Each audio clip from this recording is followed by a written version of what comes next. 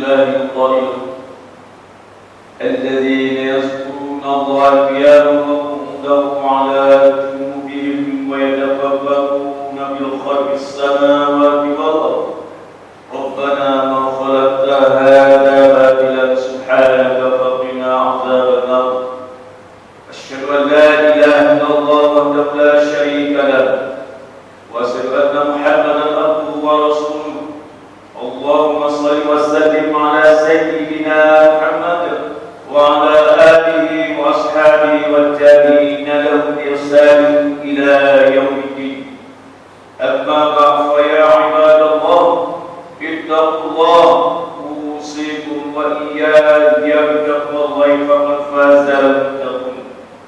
Sidang jemaat yang dirahmati Allah, marilah kita mengukuhkan iman dan takwa kehadirat Allah Subhanahu wa taala, mentaati segala suruhan serta menjauhi setiap larangannya. Menyucikan hati, mengikhlaskan niat, memperbanyakkan zikrullah, memperhidup amal dan akhlak, mudah-mudahan dapat taufik dan hidayahnya untuk terus beroleh kebahagiaan di dunia dan di akhirat.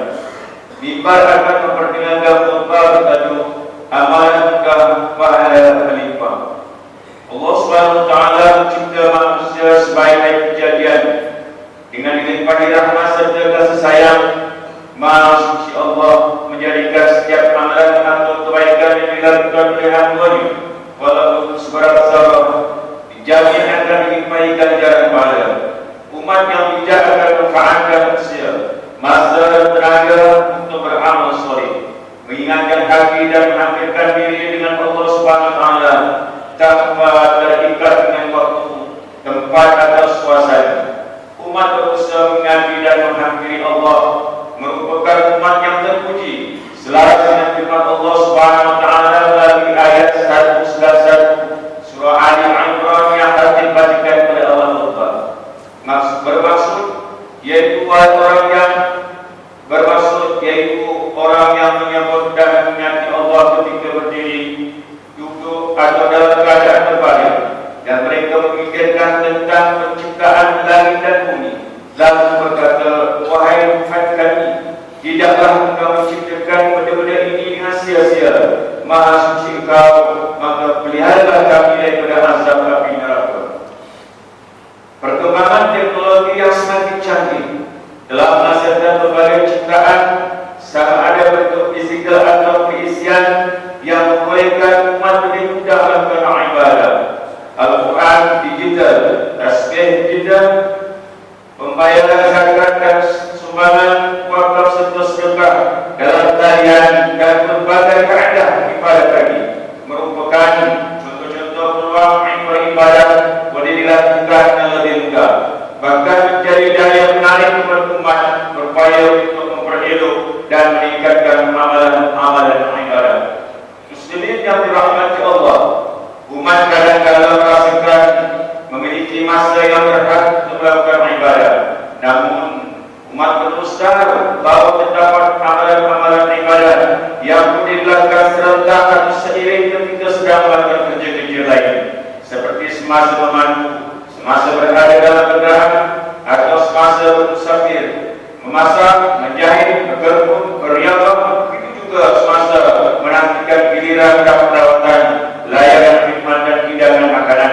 Antara amalan-amalan ibadah yang boleh dilakukan secara serentak atau seiring ialah: pertama, mendengar, membaca atau menghafal Al-Quran. Al-Quran ialah kitab yang mengandungi berbagai panduan hidup. Diberikan ganjaran kebaikan berlipat ganda kepada sesiapa jua yang mendengar, membaca dan menghafal ayat Al-Quran. Berpandukan hadis baginda sallallahu alaihi wasallam yang diriwayatkan Abdullah bin Mas'ud radhiyallahu anhu, man qara'a harfan min kitabillahi wa lahu bihi hasanatun wal hasanatu bi ashrin amsalha la aqulu alif lam mim harfun walakin alifun harfun wal lam harfun wa mim harfun. Bermaksud, sesiapa yang membaca satu huruf daripada Al-Quran, maka baginya satu kebaikan. Satu kebaikan yang di 10 gandaan. Tidaklah katakan alif lam mim itu satu huruf, bahkan alif satu huruf,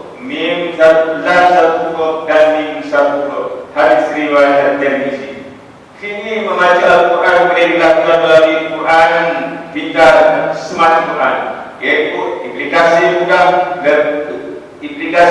dari Quran yang mendapat urusan lembaga kawalan dan perizinan pencetakan Al-Quran, Kementerian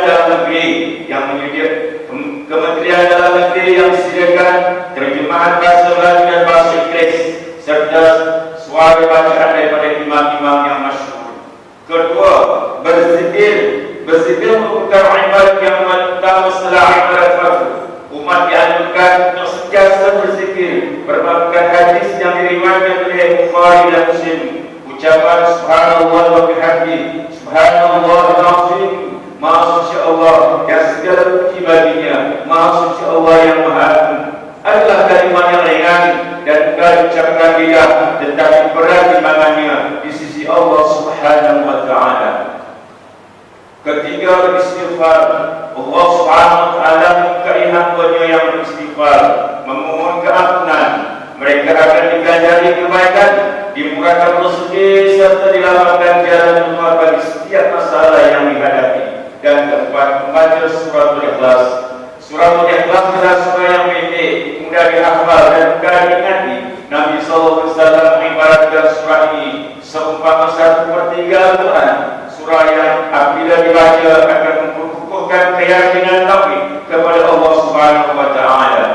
Kelima, berselawat dan baginda Nabi sallallahu alaihi wasallam.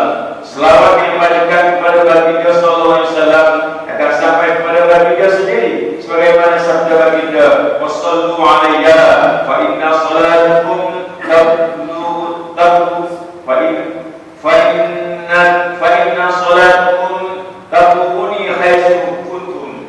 Bermaksud, dan berselawatlah ke atasku, sesungguhnya selawat itu akan sampai kepadaku di mana kamu berada. Hadis riwayat Abu Dawud.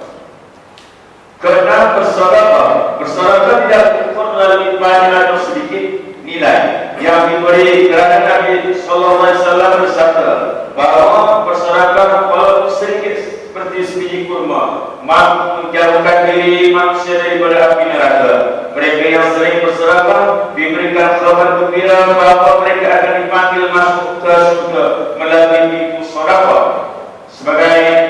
Sebagai kaidah telah diperkenalkan untuk menggunakan amalan bersedekah melalui kaidah dalam talian, antaranya sistem wakaf milik Darul Ikhwan, program Mumtaz dan dana pembangunan Ma'had Tahfiz. Dan yang ketujuh, berdoa. Sabda Rasulullah SAW bermaksud, tidak ada seseorang muslim pun yang mendoakan kebaikan bagi saudaranya sesama muslim yang berjauhan tanpa pengetahuannya, melainkan malaikat akan mendoakannya untuknya dan bagimu kebaikan yang sama. Sahih Muslim. Antara doa yang boleh dilakukan adalah memohonkan keampunan dan rahmat untuk ibu bapa dan guru-guru, doa kepada ahli keluarga, jiran tetangga dan sahabat handai. Jemaah yang dimuliakan, Islam ialah agama yang sempurna. Tanggungjawab yang diamanatkan kepada setiap hamba, setimpal dengan kemampuan dan keupayaan. Setiap perintah semuanya hanyalah untuk kebaikan hidup di dunia dan di akhirat. Rasulullah SAW bersabda yang bermaksud, agama itu mudah. Manusia dinilai oleh Allah dari berbagai sudut untuk dikurniakan ganjaran rahmatnya. Rahmat Allah Subhanahu wa taala sangat luas. Hatta amalan sebesar zarah pun mempunyai nilai yang tinggi di sisinya. Kerana itu, umat wajib mengambil peluang melakukan amalan-amalan baik dengan hati yang bersih dan niat yang jujur, mengabdikan diri semata-mata dan sepenuhnya untuk mendapat keridhaan Allah Azza wa Jalla. Akan mungkin sekiranya amalan-amalan mudah yang memberikan limpahan pahala dibiarkan begitu sahaja. Barakallahu wa lakum bil Qur'anil azim wa nafa'ani wa iyyakum fihi min al-ayati wa zikril hakim wa taqabbala minni wa minkum tilawata innahu was-sami'ul 'alim. Aqulu qawli hadza wa astaghfirullah li wa lakum wa lis-sa'iril muslimina wal muslimat wal mu'minina wal mu'minat al-ahya'i minhum wal amwat fastaghfiruhu